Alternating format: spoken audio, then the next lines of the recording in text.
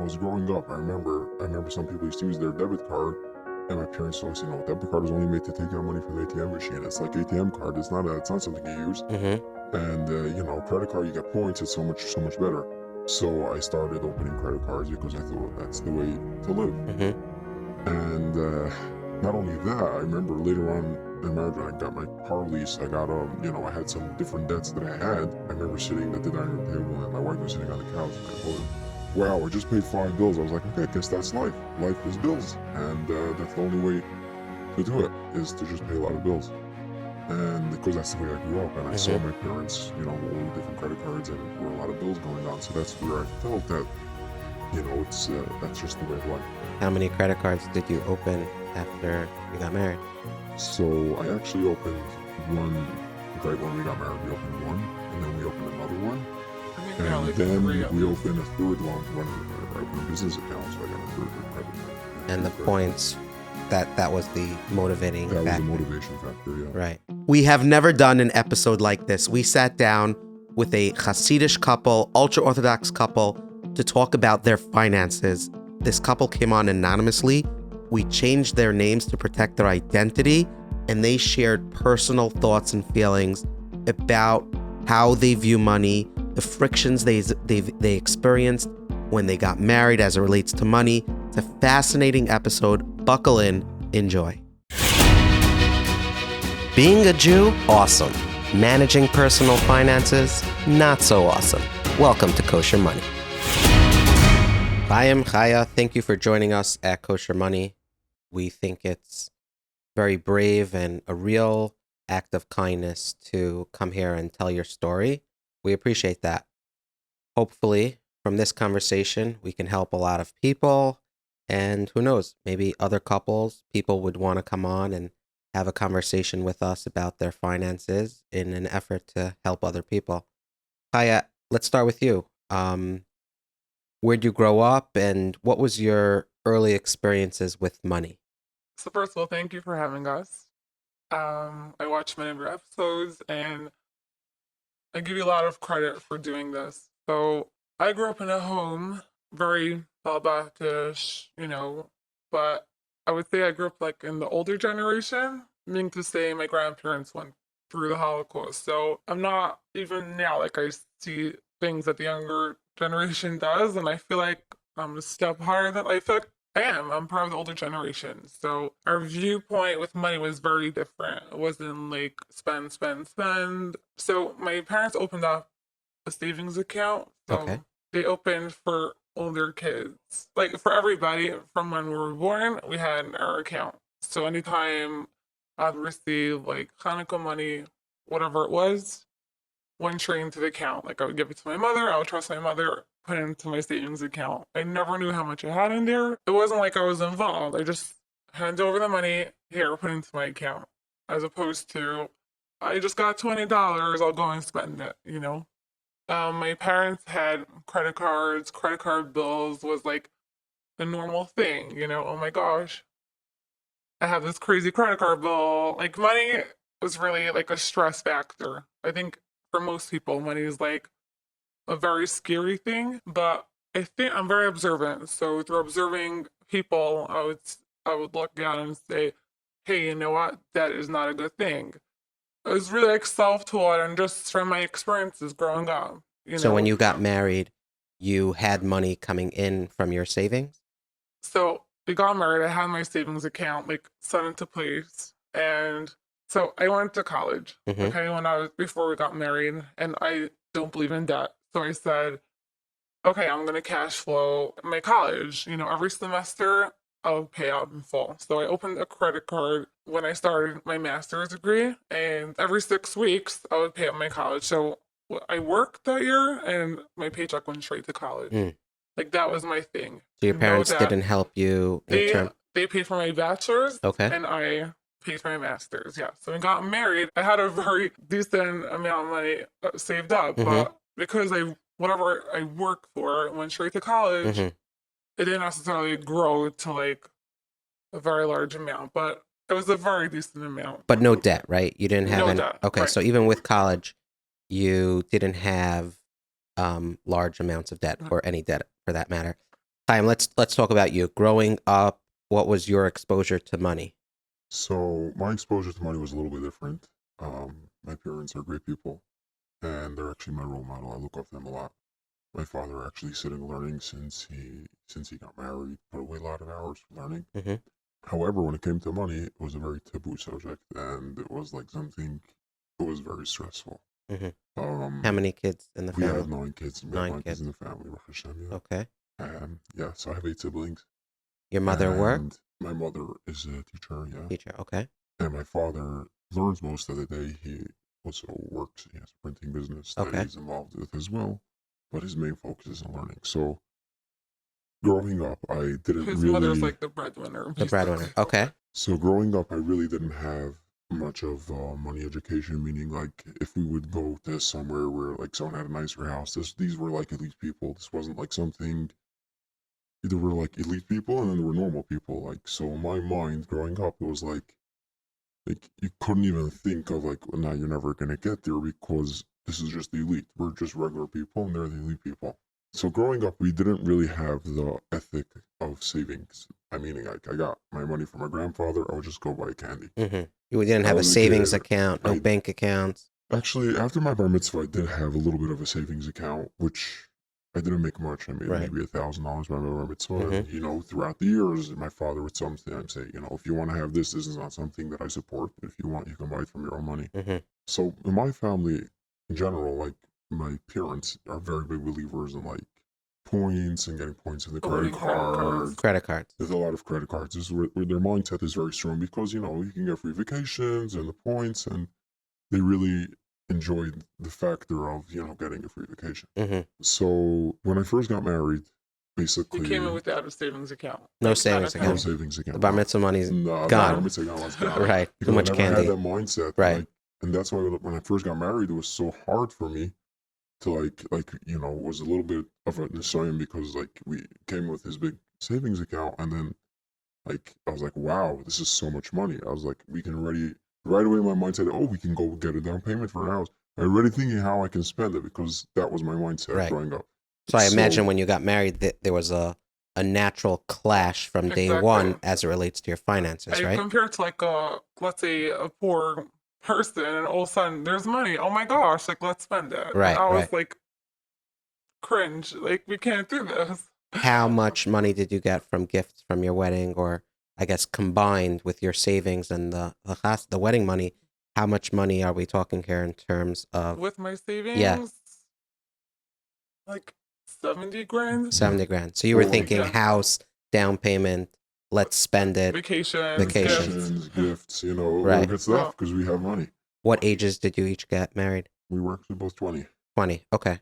So 20 I'm years a little old. older than him, but Okay. So 20, 21, and then Mhm. you come into the marriage with $70,000. What happened? And then I still had a checking account, like 15 grand. But Okay. that was like toward college. I was Okay. almost done at that point, but to live, you know? Right. I was like, we're not touching the savings. This is something that is for a rainy day fund. I don't know. Like Right. it's something that you save up for and you don't spend that money. You don't touch that account. And you were thinking, let's open credit cards. So when I first, Yeah. like I right away thought, oh, so how can we, because growing up, I remember some people used to use their debit card, and my parents always say, no, debit card is only made to take out money from the ATM machine. It's like ATM card. It's not something you use. Mm-hmm. And, you know, credit card, you get points. It's so much better. So I started opening credit cards because I thought that's the way to live. Mm-hmm. And not only that, I remember later on in marriage when I got my car lease, I got, you know, I had some different debts that I had. I remember sitting at the dining room table and my wife was sitting on the couch, and I told her, wow, I just paid 5 bills. I was like, okay, I guess that's life. Life is bills. And that's the only way to do it, is to just pay a lot of bills. And because that's the way I grew up, and I saw my parents, you know, all the different credit cards, and there were a lot of bills going on. So that's where I felt that, you know, it's that's just the way of life. How many credit cards did you open after you got married? So I actually opened one right when we got married. We opened one, and then we opened another one. I think And we had like then 3 at we least. opened a third one whenever I opened a business account. So I got a third credit card. Yeah, And the three credit points, that was the motivating cards. That was factor. a motivation factor, yeah. Right. Okay. So About for 6 months. him. Yeah, for him. So how did you Yeah, feel when he was opening those credit cards and right. you guys were starting to spend, or at least he was? So we just got married, and you have to be careful. Beginning, you can't just say whatever you want, but it hurt me a lot. Mm-hmm. It was like, what's going on? I don't want this kind of lifestyle. This is not who I am. This is not part of my belief system, so to speak. And it bothered me. It really did. But he was like, what do you mean? Like, till today, my in-laws still say, like, why don't you use your points? And because we told them that we have a debit card, and Mm-hmm. we'll get to that later. But there's a lot of pressure in that family. Like, wow, we went on a free vacation because of our points. And I'm Mm-hmm. like, first of all, nothing's free, and you end up spending money on food and whatever it is. And second of all, like, you have debt. So, like, don't go on vacation if you can't afford it. Right. That was my thing. Also, we got married before the summer. So, what does everyone do? You go on a honeymoon, right? We spent 10,000 right there. Where'd you go? Out of country? He went to Eretz Yisrael. Eretz Yisrael.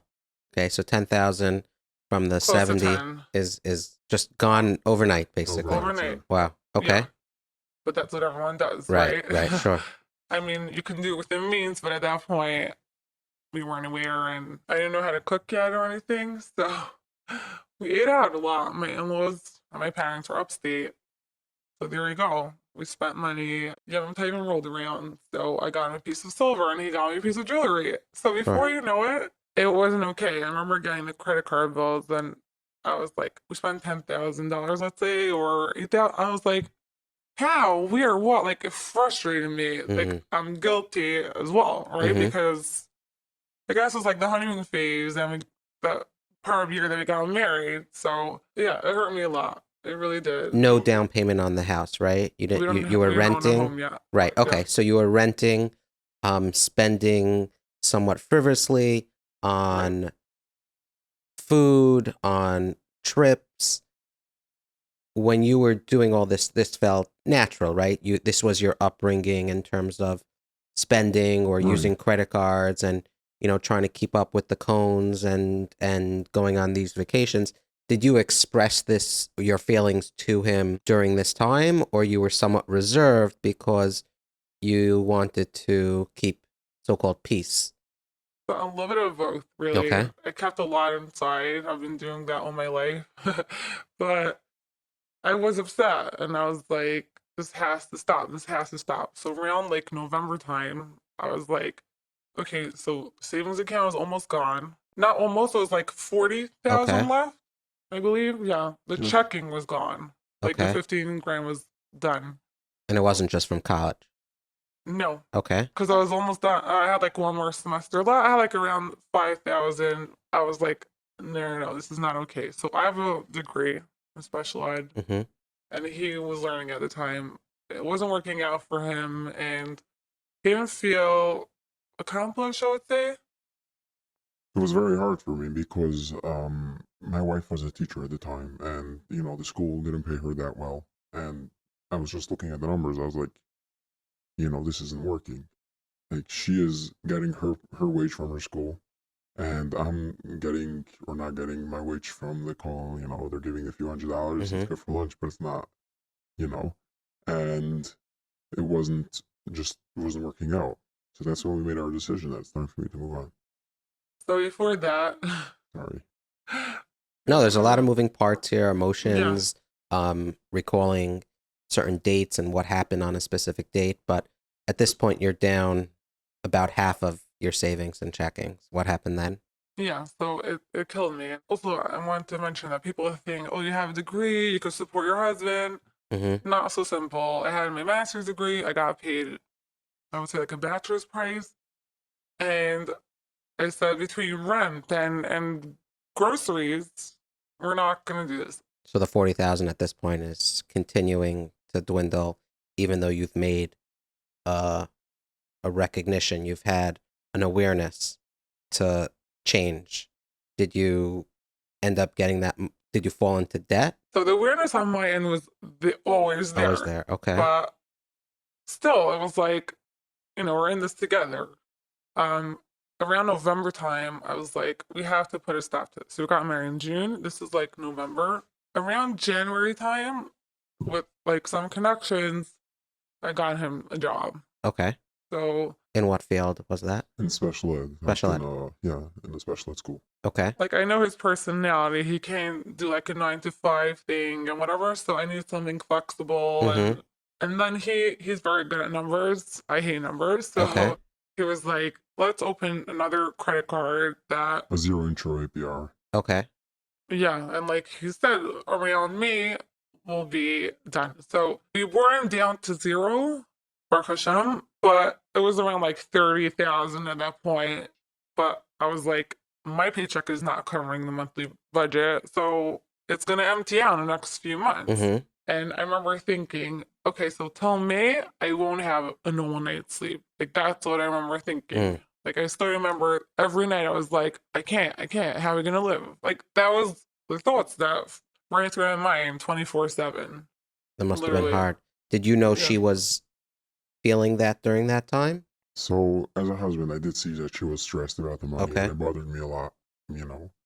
And that's really where my responsibility kicked in. I was like, I'm the husband over here. I'm supposed to be the breadwinner. And I'm supposed to be the one bringing in, making sure this is happening. And Mhm. this is not the way it can go on. So that's when I really took action, man. Actually, I think I worked in a lot of hours. I worked in the morning. I worked in the afternoon. I worked with a very difficult special ed kid. It was really hard, physical, aggressive. And then at night, I worked in a social group. I led the social group, which Mhm. was also very hard. So I worked a lot of hours, and I really just tried to kick it off to bring in as much income as possible, so that way, we can just pull off our month and not continue But it to was get very into hard. I debt. remember the beginning when he started working. So obviously it wasn't so many hours. It happened gradually. And I remember the very first day he came home, he looked so as if like someone beat the brains out of him. Like he looked so weak and whatever. I felt so bad, but I was like, you have to get used to this. Mhm. We're gonna Mhm. work our heads off and just do what we have to do. So you took all the debt or the credit card, got rid of those. Not yet. No. No. Okay. So we didn't have I forgot to mention, as we grew up, we didn't have really the Financial literacy. financial literacy, so to speak. Okay. So, as mentioned before, I knew the only way is to live is with credit cards. I Right. didn't even think of an option of just dropping the credit cards and just leave it alone and just try to live with your money, what you own, not Uh-huh. what you're taking from the banks. Uh-huh. So that's really, till we learned that was the process. But in the beginning, now we're just working our heads off to just cover our bills and pay our credit card bills, and We were just struggling cover a our, lot. Like Okay. we're married 3 years, so the first year we're just like spending and trying to repair some of the damage that we did. That was like the first year. So May comes along, you're not finding new credit card offers. Did you switch to the debit card cash? Not yet. Not yet. What No. happened then? So about May, we contacted a Hasidic organization, Okay. and they helped us, connected us with an advisor that helped us, which didn't work out so well. So he still wanted us to get different accounts and different cards. So he wanted you to open up more credit cards for the points, Yeah, for he the wanted us to open like alley. So basically, the way it works is, let's say one card would go toward groceries, one card would go toward. I believe we started college at that point for you. Mm-hmm. So one part would go toward that. Like every card would be designated for like another expense. Mhm. And I was like, this is crazy. You're just opening more cards. That Just was your opening more initial cards. problem. Yeah. That was our initial problem. Exactly. We're heading back into our. Right. So, okay, so the first advisor wasn't a good fit. How long did you stick with that advisor, and did you Too switch? long. Too long. So we were with him It was about like 7 months. That And we you were did just- open those cards? We we followed end his up- You advice. followed the advice. Uh-huh. And what happened? Did it work out? Did it not work out? Not at all. Like the whole time I was like, this is crazy. Like I'm very into like, I need a plan. I need a roadmap how to get there to our goals, right? Okay. He was just like grappling for ideas for us. And it was like, okay, so open more cards and see how it goes. In 3 months, let me know. It wasn't getting us anywhere. I was like, I need a plan for the future, not just now. Like, are we going to open a rainy day fund? Or I didn't know that at the time, but I was like, can we open retirement account, whatever it is, but we didn't have the right person to guide us, so it was a problem. Yeah, so I'm saying it's funny, like around like probably October, November time, we bumped into Dave Ramsey. Okay. So we just Not It physically, really right? started, no, On YouTube or no, it really started. I read a Family First article, Okay. and this lady was like, "Oh, Dave Ramsey," and I thought it was like Albert Einstein, like he's not alive anymore, you know, and he had this like baby step theory, whatever that is, and that was it. And then months later, we watched a little clip of Ben Shapiro. yeah, like he basically. had an interview with him or something. With Dave about Ramsey. his book that came out. Oh, okay. And you And saw I was Dave like, "Oh Ramsey my was a God." living person, right? Yeah. And I'm like, what? Like that's him? Okay. And then I started not Googling, but within YouTube, like in the search, I searched for Dave Ramsey, Uh-huh. baby steps. And I just thought, hey, he has a radio show every single day. What? You know? And then it was so shocking. We started watching different like segment, like people ask questions and he answered. I was like, I always said that. Like that's what I always believed in. And Oh, someone wow. actually shares my values. Like Wow. it was like I discovered life, like discovered a whole new world, and it was crazy. I remember I was like almost crying when I watched his videos. I was like, what? He says no debt, no credit cards. Like, wow, I'm not crazy, you know. At that point, had you switched your financial advisor This or was before. Still. before? Okay, Yeah. so did the Chesed organization recommend you a new advisor? Did you No. go to them? What happened there? So I reached out. I believe we emailed them, and then someone, like the director or someone, reached out to me, and I just spoke straight from my heart, and I said, "I'm sure he's a wonderful person. It's just not working out." And he's like, "Why?" And I said, "I have my goals and want to map out our future, so to speak." And he's just not doing that for us. So he connected us to someone else, and he said he's our top person. And from that day that we connected to this advisor, we felt like Hashem was holding our hand, like literally. A quick break from this week's episode to tell you about Kol El Chabad. You've heard about them multiple times already, and so many of you have donated. They help Israel's neediest. So if there's a family, a widow, orphans that cannot have dinner on their table because they just don't have enough, Kol El Chabad steps in together with the Israeli government, and they support hundreds, if not thousands, of families get through poverty. They have so much to offer to these families because of people like you that stop what they're doing and make a donation, an $18 donation, a recurring donation of $10 a month, $36. Someone just donated $5,000 from the goodness of his own heart. It's amazing. So if you can, please support them. They're spectacular. If you're ever in Israel, look them up, kolelchabad.org. You can visit our unique link, kolelchabad.org/kosher money. The link's in the show notes. And yeah, do it, because not only will you get reward in the world to come, you'll feel super satisfied that your money, your charitable donations are going to a great place. Without further ado, back to this week's episode. The day you connected with that advisor, how much money was in your collective account? Did you ever go under zero? No, never hit that. we never hit that. Okay, That so was like I said, if we hit that zero, I'm not getting out of bed. okay, You know? sure. Yeah. It's really interesting to see that there's a strong emotional experience during all of this. It's not just numbers on a paper, but it's impacting your life to the point where you are close to not getting out of bed, which Exactly. I think a lot of people struggle with, Mm. but they don't have the solutions like in your case, or that they don't have the conversations they need to have. So before you met that second advisor, was Dave Ramsey's videos helping you, his strategies, his baby steps? What were you learning that was something you benefited from?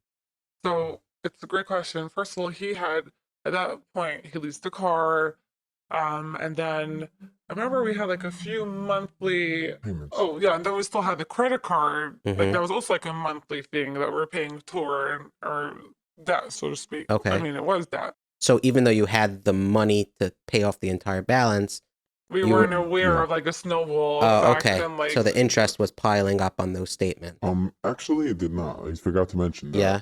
going along, that's why my wife wasn't so happy that her bank account kept emptying out, because when I got married, I said, one thing is not happening. I'm not going to pay interest on my account, Okay. on my thing. So we never went through a month without paying off the entire balance. You paid off the entire balance, but the sometimes- spending was Yeah. very high. It was Yeah. very high. Yeah. Right. Okay. I remember we still had these credit cards and I literally wanted to tear the hair out of my head. Like, Uh-huh. how in heaven's name did we spend $8,000 a month on As a credit? as a relatively new, Yeah, any we didn't kids have a at that kid point? At that point. No. Like, what's happening? A lot We of didn't have- Uber Eats, huh? A lot During of this, Yeah. I had a baby. I remember like formula, $120 a month. Like, Right. these are big numbers for us. And you It would was be crazy. during that time swiping the credit card because theoretically you had the cash to Mhm. pay it off at the end of the month. Exactly. Got it. Okay, so tell me about Dave Ramsey, the baby steps. What were you learning? What were you doing to help? So it was actually about, I guess, probably about October time of 21. Uh-huh. September, October, somewhere there, like probably a year ago. Yeah. Uh-huh. So we started watching him then. Okay. And we took his spreadsheet and we actually used his spreadsheet. And He has the app. Like, Okay. We'll put it in the show notes for those that want to yeah. take a look at it. So you downloaded his app that Mhm. helped you track your just to track expenses. Okay. And he had a $0 budget, basically, that you budget every month. And you have to get to the $0, meaning like to average That's out every including how much penny. you want to put away. So the end of the month should be a $0 budget. Okay. So we started working on that and we just stuck to it that It first wasn't month. working so well because if you look at the app, it has like 4 main categories. Okay. And the Yiddish lifestyle, you need a bunch of categories. Sure. So it wasn't really working out for We us. added a lot of own categories, and those categories It were wasn't very really working broad. out. It was Okay. also for a Right. very short period of time, Okay. like 1 or 2 months, but we still had the credit card bills. And it really was, in other words, like, I felt like we were tracking our expenses instead of targeting the problems. And, Understood. you know, it was like we're doing a chajin and nefesh. Like, oh, we spent $3.50 on a cheese Danish and $3,000 on whatever, but we weren't actually budgeting. Right. Understood. So you then got introduced to a second advisor, Mhm. and that sounds like it helped. What did he recommend, and what did So you do? this was like December time, Okay. and he said I created my own Excel sheet. He spent hours. I still don't know how he did it, but it has about 30 categories or something, like literally down to like A spreadsheet cleaning for you? help, or- Okay. Yes. Specific But for you. He gets to all his clients. Okay. Subscription. So the way it works is it has fixed expenses, annual expenses, varied and annual. Mm-hmm. So fixed would be rent, mortgage, insurance, policies, whatever. Varied would be groceries, anything that 1 month is up, 1 month is down. That's varied. Mm-hmm.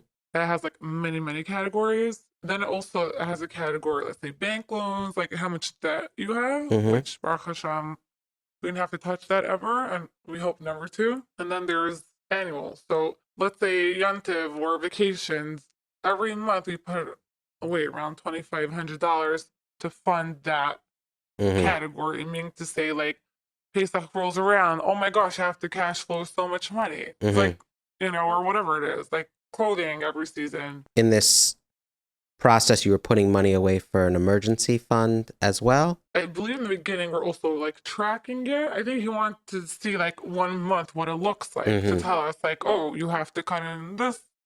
We have to choose which areas. But I think like 1 or 2 months, we're basically just tracking our expenses. Like every single transaction we recorded and everything. So at what point did you feel like you were getting to the root of the problem? Because now it sounds like you're still just tracking it, maybe more neatly, but were your habits changing? And if so, how did that develop? We had like Zoom meetings with him because he didn't live where we live. And at one point I told him, I want to build, can you like help us? I want to build an emergency fund because I heard from Dave Ramsey, right? I want to build an emergency fund. I want life insurance. We didn't know anything, you know? So he told us to open up an online savings account. And I think Dave Ramsey says put away 3 to 6 months of your expenses. So we did that. So my husband's like, why can't it just be one big savings account? Like, we know 50,000 is for this, 30 is for that. And I was Uh-huh. like, no, we have to separate it. this bank account, like for my nerves. Right, sure. No, and it makes sense because Yeah. if you have things divided up, hey, I'm not touching this account because it's for insurance A. This is the Exactly. emergency fund. When it's all combined, at least I find that you end up using it and it's hard to keep track of what was what. Exactly. Right. Yeah. So we opened the, I think the Ramsey calls it Grandma's Rainy Day Fund. Okay. So we have that. And then we wanted to do a little investing. That also, beginning of our marriage, we went to salon at a certain bank and we sat down and we're like, we want to start investing some of it. So it was a pretty safe, I don't know what it's called, but it was a very safe, moderate, like it was only invested in bonds. Okay. Yeah, like let's say 80% bonds, 20% Stocks. in stocks. So, okay, so you That had, was in the beginning, Okay. and that also didn't work out for us. why not? It was a lot. Like the last 3 years was so hectic. We Uh-huh. went through a lot of like trial and error, and till we got through to the right people, took a very long time. What was your monthly income a year ago that allowed you to put money away, budget, save, to do all of that? Sounds like your entire scenario would be very different if you weren't making any money, right? So what was the number? What were you bringing in roughly monthly that allowed you to do that, and what would have changed had you not had the income? So about a year ago, as we mentioned before, we really, really worked hard. We put in a lot of hours, and I worked a lot of hours. My wife worked a lot of hours. We did after hours and all the, it brought in some income. And I did it for a year. I started first working as a special ed school, and then I went out eventually on my own. I worked for different agencies. No, it means like different agencies. Sorry, like I mean I dropped a special ed specific school. Not yet. Not yet. So I went in through different agencies and I started doing ABA, I started doing P3, whatever I could just tackle, and Baruch Hashem, it brought in a very nice income. When I was pregnant, I wanted him to get some sort of degree. Mm-hmm. So he started working on his degree as well. And that also, we said, we're not taking out any student loan. That was very important for us. Gotcha. So were you bringing in, would you say 10,000 a month? About. Yeah, Okay. definitely. So you were working on the Dave Ramsey approach. You were working with this advisor. Were you also cutting back on the amount of money you spent? And when you did budget accordingly and correctly, did that help you figure out where to cut? So Baruch Hashem, we fall into a different category. Like this advisor was saying, I wish most of my couples were making a nice amount. We have no debt. So the answer is yes and no, because we were recording everything, but because we have the annual part in our spreadsheet, and like certain things, we still spend a crazy amount each month, like 10, 12,000. Mm-hmm. But a lot of it is toward funding the annual account. Paying for college. Paying yourself, Yeah. basically, Paying my own instead of college. paying the bills. Yeah. Also, Right. another amazing thing is Dave Ramsey always says, I believe it's step 10. How many baby steps is that? But the last I one hope is Dave like, Ramsey listens to this. He'll have a lot of Yiddish and nachas. yeah. Yeah. He says to give master. Like he's Christian, so like he believes, and he says like Hashem gives you, like God gives you, you have to pay back. So Charity. yeah, charity. Like beginning of marriage, like yeah, master, whatever. I don't know. Now it's like an expense. Yes, Mhm. we made $10,000 a month. We made $20,000 a month. $2,000 has to go to master. Like Mhm. there's no question about it. Amazing. So that's also why our expenses aren't a lot, because it is an expense. Right. Charity. Right. Sure. Do you find that now your income is fluctuating, meaning you don't know what to expect one month? And if so, what could it range from now? Because that I think is scary, right? If you knew that every month you're going to be getting $10,000, that's one thing. But when you say, unless that was just an example, do you find that your income fluctuates dramatically from month to month, or you know what range is coming in? Right. So last year I worked 9 to 6, 9 to 3, and Okay. then like from 5 to 7. So I have my day job, so we knew how much money is coming in. Okay. And then I started doing P3. So our income definitely, Baruch Hashem, like increased over like since we started this whole thing. It definitely went up. I was always afraid, like I'm very into like, okay, this is where I work and I'm scared to change. Okay. And his income like vary. Like one month it would be $10,000, the next month it would be 11, 12, whatever. I knew I had my set paycheck, Gotcha. but now it's not like that. I dropped my job. I want to do P3 now, not full time. I want to start doing a different career. But we basically know how much we make sure, like we have a goal. Okay, we have to make $20,000 every single month. It has to happen, or whatever it is. A brief break from this week's episode. Shmuel Shiwitz is again in the house of approved funding. I'm sure a story like this is not something that's super uncommon. As much as we hope couples have been educated throughout their high school and college years, there's a natural friction when you have two different ways of going about things. How does this play into the home buying, especially as people, as they get a little bit older into their later 20s, when they want to settle down and buy a home?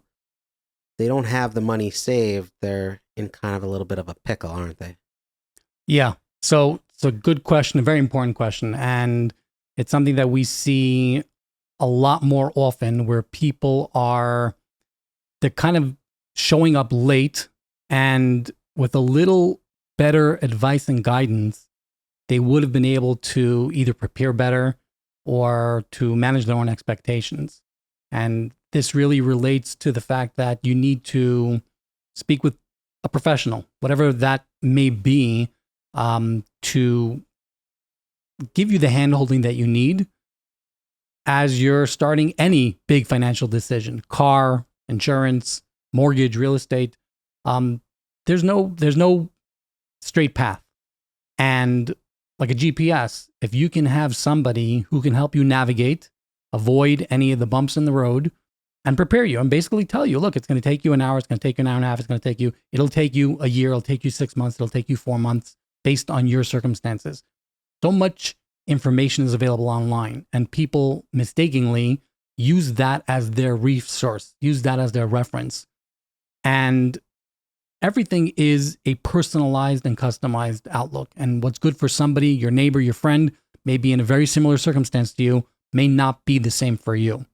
So that's where I would recommend just get that handholding as soon as possible. It's never too early. I was scrolling through the podcasts on Apple, and I was listening to a random episode where the host was saying that there are less than maybe 100,000 certified financial planners, and there are millions in the U.S., and there are millions of people in the U.S. And how many people are actually getting their advice from someone who's experienced, has the credentials? And he says not many. And what you're saying is it's critical to not only get advice, but get the right type of advice, right? Yeah, you can speak to your neighbor and talk it through, but ultimately, when it comes down to decision making, you want to speak to the right people who have the right experience. Yeah, I just did a webinar this morning, actually, for real estate professionals, and I was giving them tools and strategies to try to get new business in a changing, in a shifting market. And one of the strategies that I said to them was, people are overlooking speaking to a homeowner. I know in the mortgage world, people who have rates of 2%, 3%, they're never going to refinance until the rates go back down. But I make it my business to be in touch with many of my past clients. And I encourage people to be in touch with all homeowners. And I encourage all homeowners to be in touch with a professional, because whether or not you want to refinance your mortgage or whether or not you want to sell your house, you need that handholding for any circumstance that may change. And I was telling the realtors this morning, I said, if somebody needs help with a leak in a roof, you should be that resource. And I feel the same way with me. When I reach out to my clients, I know I'm not going to be refinancing their mortgage, and that's okay. The objective is not getting their business. The objective is helping them with all financial related questions. So whether that's helping them with their insurance, looking at it to see if everything's okay with that, if they need financial advice and a referral to a financial planner, as you're saying, most people don't utilize and maximize the opportunities there, or anything else. I mean, credit, debt consultations. So there's so many people who think, I have a 2.5% mortgage, I don't need to speak to any mortgage or financial advisor. That couldn't be farther from the truth. Everybody can benefit from real-time advice for their particular circumstances. It's funny you mention that. I'll talk to you off camera, but I recently had a leak in my house and I filed an insurance claim, and then a month later, a different part of the house had a leak, and someone says, maybe you shouldn't file a second claim. You'll get thrown off. I don't know what the answer is. If you want to know what he tells me, you can email him directly. But yeah, go to approvedfunding.com/mortgages if you need help with refinancing, any mortgage insurance related question. You guys are also a bank, right? Like a Direct lender mortgage bank. Yes, that's awesome. So hit them up. Tell them your friends at Kosher Money sent you. And now back to this week's episode. In terms of the life insurance, did you get that? I watched your video. Oh, okay. Yeah, and we got to learn a lot of terms. Mm-hmm. In general, the whole world, we're missing financial literacy. I wish it was literally a program that kids had in high school that would sit down and say, okay, you get married, this is what has to happen. You have to open a life insurance policy, a retirement fund. What is that? What kind of retirement account would you want? And fund it every month or once a year and max it out. We learned that slowly, through our financial advisor and through our own experiences, through Dave Ramsey's videos. Like, we became, through your videos, Kosher Money, we became more educated in different terms. So yeah, we opened a retirement account. We opened life insurance policies. Term, yeah. You got term life insurance? Yeah. So you got a term policy. That's awesome. Yeah, no, and our friends at Living Smarter Jewish, just a quick plug, they are now working with quite a few schools on financial education, financial literacy to help educate people. Maybe people can't learn everything, but like you said, if they can come into marriage, if they can come into adulthood knowing what to stay away from, credit card debt, why investing early is important, and the magic of compounding, things like that, they wouldn't necessarily take the years, but even more so the financial trauma, let's call it, that you've gone through. And, 3 years is a relatively short amount of time. Some people go through this 10, 20, 30 years before they realize in their 40s and 50s of what they're experiencing, which is too long, right? So I think from early elementary, it should be a normal thing. Why is this whole money thing so taboo? Why can we talk about it and say, yeah, there's something called money? You want to save or you want to spend it now? It should be like a normal thing that people should start talking about. But during this process, I remember, I believe it was this past winter, I told my husband, you see these credit cards? I want to cut. So we didn't cut it because we didn't, but we put it away. We have a stash. Literally, it's not even within reach. We don't use that. We only use a debit card. We don't own a credit card. And I can't explain it. I just got a bill last night from American Express. It said, amount due, $0. Oh, wow. And I was like, who has that? Like, there's no such thing. That's awesome. That's And even better than closing it, right? getting a bill that says people no bill. don't even want to take out their bills from the mailbox because it's scary. Me, I'm like, ta-da, look at that. I want to hang it up in the Frame fridge. it. Love it. Love it. So you're using only debit cards now, checks also, or? Yeah. Checks, cash. Checks if I need to, like for a big payment, or I had someone stuff for me, so I pay with the check. My financial advisor also told us about donors fund. So it feels so good to give.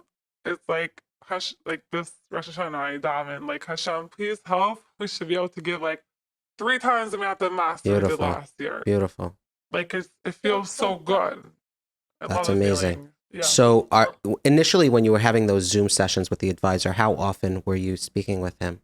Once a month. Once a month. Beginning. Yeah. And now? It was like once. Now we're basically done. Like if we have, he's like our LOR. You know? Your local Orthodox rabbi. Yes. Yeah. You have a question. Whenever we have, exactly, like, what do you say? Should we buy this home? Or I feel like there's a lot of like mouse traps set up. Interesting. Many people would say like, oh, buy this house. Oh, do this, do that. And then we would discuss it with our financial advisor and he would say, no, like it's not going to work for you. How important was having an advisor versus you figuring it out by yourself? Would you still be having the problem had you not bumped into or be introduced to a credible advisor? 100%. Mm-hmm. Yeah. We like literally saved our life. Yeah.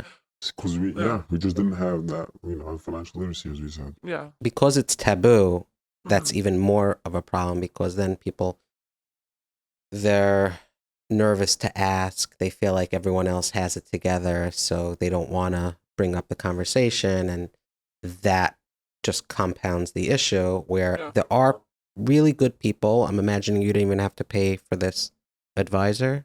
Was there So a charge? initially we did Oh, okay. for the other, but because it didn't work out, so no, we didn't. Yeah, but it was not much. It wasn't was a much. few It was like $100s. Right. $600 or something. Okay, but manageable where it's worth investing to It hopefully was worth fix. every Yeah. last penny. Yeah, Right. I also absolutely. think a lot of times people say budget, like money's from Hashem.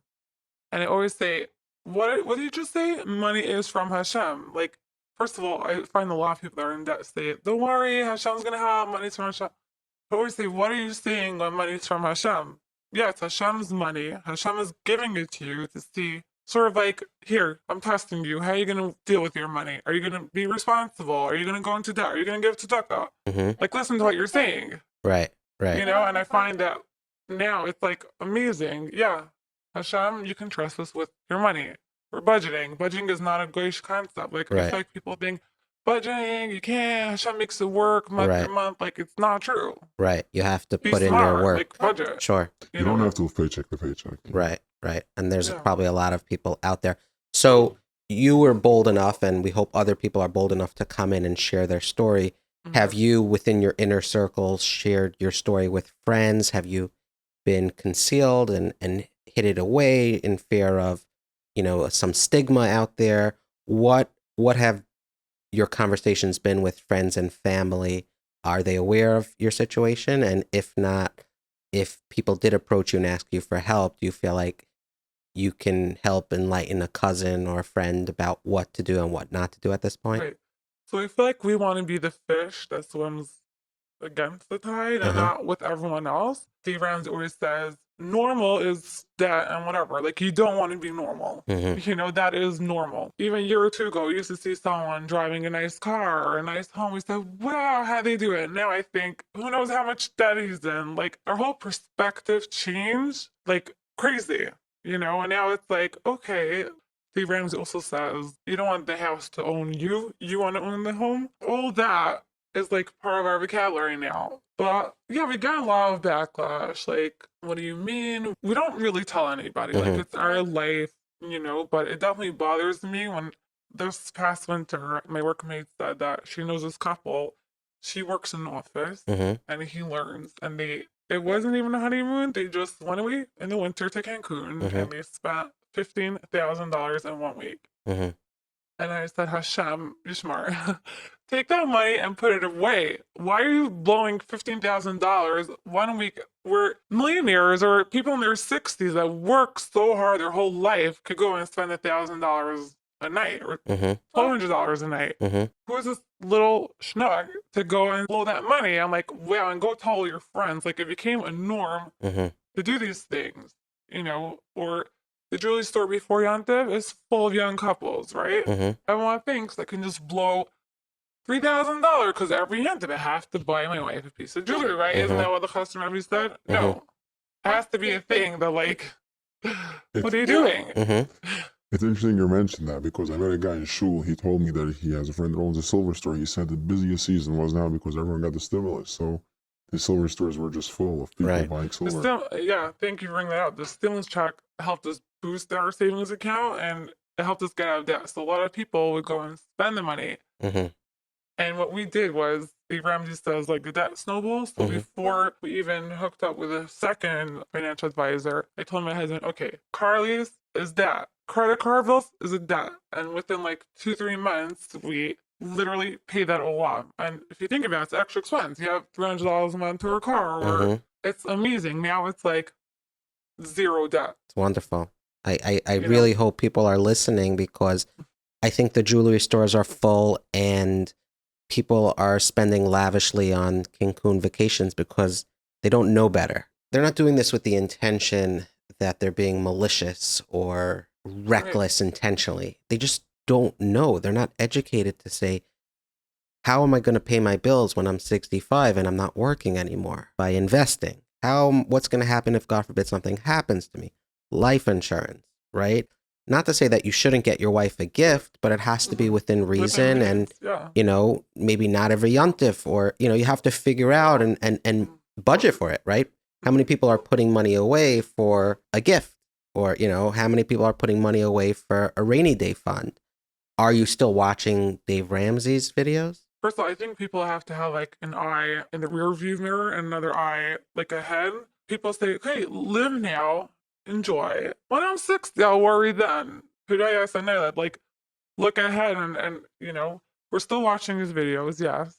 But now it's more like entertainment, not so much like, well, what does he say? Should we Right. buy, through a lot of trial and error, we connected to the right people and we're able to stay focused, but he's definitely started this whole process and we That's really awesome. owe him a lot for that. That's awesome. No, I think the point of sharing this story is it's a success story, right? I think the challenges that you went through, a lot of people are going through, and I'm thankful that you're here to share it. If someone does need an advisor, financial advisor, our friends over at livingsmarterjewish.org, visit their website. They have resources, and it's really cool to see that there are good people out there that either want to share their story or that they want to help people. So I think it's important that people should know that going through this, debt problem and recklessness is normal, but pulling yourself out of it is abnormal, but the resources are there to do it.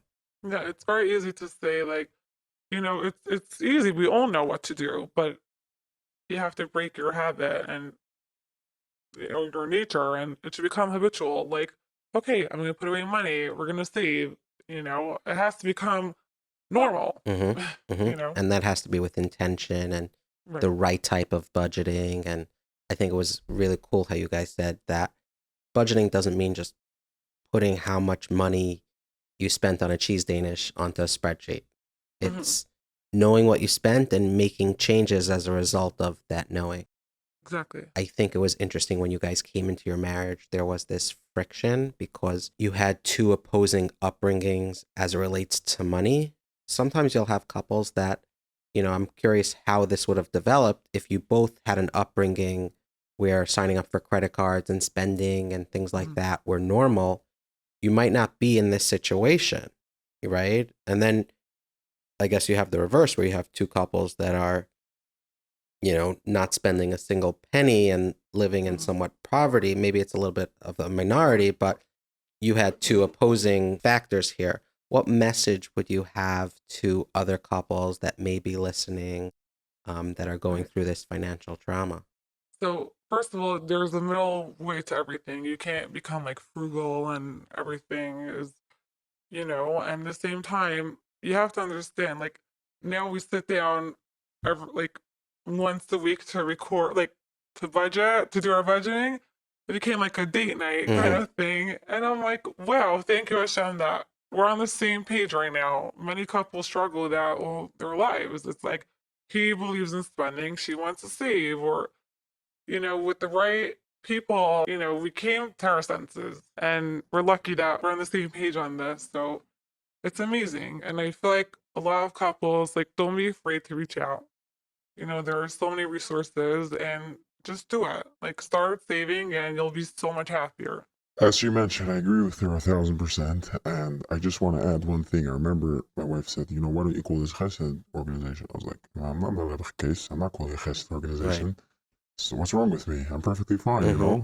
So this feeling like, oh, you're weird, it's nothing, it's perfectly fine, perfectly normal. And that's That's like actually remove the stigma. Sure. and that's actually what changed my life, actually, our life, when we decided to, let's just call this chesed organization. Let's see what we can do about it, how we can educate ourselves and learn from our experiences how to build future. Sure. That's an incredible point because you see it with mental health, financial health, abuse. Making that first phone call is probably the most difficult phone call people make, sending that Yeah. email, but it could be life changing, and many times it is. So thank you so much for joining us. Thank you so much for having us. It's like an honor. Same here. I would never believe that we would actually be sitting here on the other side of the desk, so to speak, and just Baruch Hashem, we're not coming here to cry for help. We're here to just people should be aware of what they do, and that's our message for today. We really appreciate you having Beautiful. us. Yes, Thank you please. so much. Thank you for coming. And if there are any other couples, families, individuals out there that feel like they want to tell their story that someone can learn, please reach out to us at livinglchaim.com. Hit the suggestion tab. Thank you so much for joining us. Thank you. Thank you. Take care. Thank you so much for watching this week's episode, sponsored by our friends at Approved Funding, our friends at Kolel Chabad, and we cannot thank Living Smarter Jewish enough. So, if you need financial resources and things of that nature, hit up our friends at Living Smarter Jewish. Visit livingsmarterjewish.org. Help our friends at approvedfunding.com/mortgages. Support our sponsors, Kol Chabad. They're great people. You help them and use them and donate to them. It helps us. So we cannot thank them all enough. This week's episode is produced by Living Lchaim, as all our episodes are. Living Lchaim is a series of podcasts. Many are, all of them, they're geared towards the Orthodox Jew, but there's so many episodes that apply to non-Jews as well. So if you want to learn more about mental health, you want to learn more about money, personal finance, if you want to learn about music, boom, it's there. Podcast geared for Jewish women, Charlene.